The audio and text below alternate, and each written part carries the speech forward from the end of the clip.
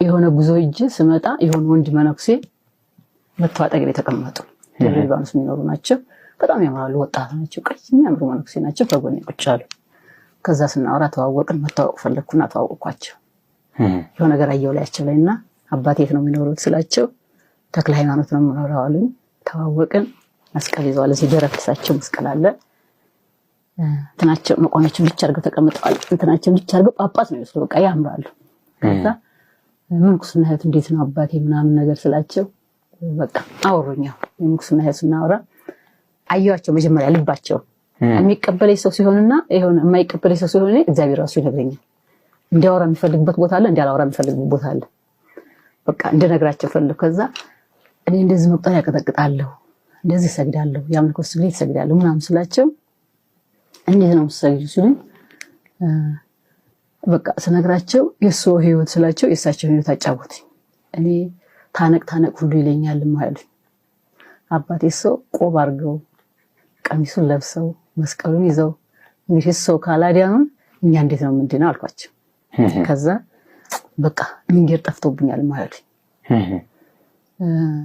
ከልጅነቱ ትርገተው ተጠይቃቸው እርገታቸው ተጠይቃቸው ተወልደ ያደጉት ክፍለ ሀገር ነው። ያው የባዕድ አምልኮት አለ። ባዕድ አምልኮት ያው አሁን ልክ በቃ ስትገርፈው ስለሚንቅ በጣም ይናደዳል። መገረፍን አይወድም እሱ። መቁጠሪያ መገረፍን በጣም ነው የሚጣለው። እኔ ራሴ ያገኙባት ሚስጥር ነው ማለት እንጂ መቁጠሪያ ሁሉ እንደማንኛውም እንትን የምታረግበት ነው። አሁን በዚህ አቡነ በቀን 7 ጊዜ ያረግበታለሁ። በአንዷ ጧት 3 ሰዓት፣ 6 ሰዓት፣ 9 ሰዓት፣ 11 ሰዓት፣ ማታ 3 ሰዓት፣ ለሊት 6 ሰዓት። ሌላው እቺ ሰላም ለኪ ደግባታለሁ። ሰላም ለኪ ሌሎቹ ጧትና ማታ እግዚኦ ማርነ ስኪራ ላይ ሰው ምህላ ማደርስባቸው አሉ። ያው ሁሉም ማለት ነው አለ 2 3 የምንኩስና ግን አሁን ዓለማዊ ታስባርካለህ። ይሄ የምትለው እኮ አሁን እኮ ስትገርፍ እኮ የኢየሱስ ክርስቶስ ግርፋት ይሁንልኝ ለጥላቴ ደግሞ ያንተ ግርፋት ይሁንበት እኮ ነው። ውስጥ ያለውን እኮ የምትገርፍበት የራስ ያገኙበትን ነው። አሁን ያን ስትጠቀምበት ስንኖርበት ነው የምታውቀው።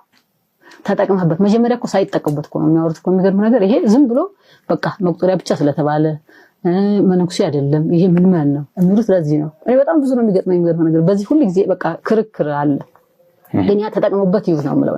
ተጠቅመውበት ማንም ሰው ካገኘው ቦታ አሁን የመምህር ግርማ ሲባል እሳቸው መተተውበት ነው ነበር የሚባለው። ከሳቸው እኮ ከኔ ጉዞ አይሉም እኮ ከየትኛውም ቦታ ገዝተው አስባርከው ለአባት ወይ ለእናት እኔ እንደው እንትን ስላቸው ምላቸዋለሁ።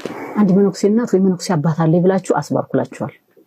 እንዳይቃወማችሁ አባቶች ስትገዙ አንድ መነኩሴ እናት አለች ለሷ ለሰጠ ወይ አባት አለ ሊሰጥ ነው ብላችሁ አስባር